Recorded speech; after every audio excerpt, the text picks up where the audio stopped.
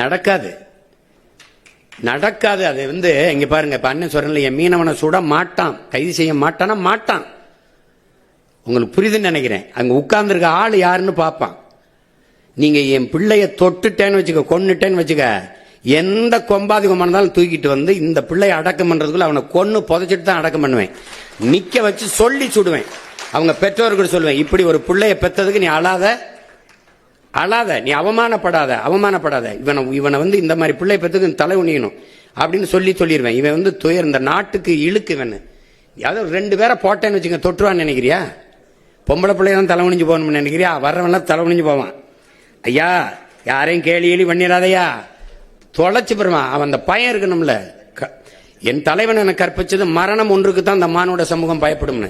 அரபு நாடுகளில் ஏன் இந்த பாலியல் குற்றங்கள் குறைவா இருக்கு? என கடும் சட்டம், பொது வெளியில தூக்கல போட்டுருவான்.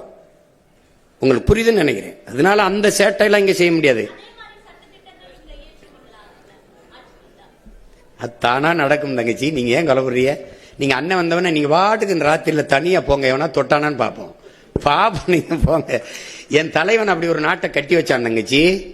தனியாக உந்தூர்லியில ஒரு பெண் நள்ளிரவுல பயணம் பண்ணுவா, தனியா போவா, ஒரு பய தொட மாட்டான். என் மாநாட்டில் 6 லட்சம் பேர் கூடியிருக்கான்.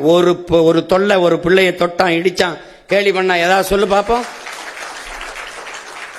ஏன்னா அது அது ஒரு ராணுவம். அது ஆட்சி செய்யும் போது அப்படியா அவன் தெரியும், உட்கார்ந்துட்டான், தொடமா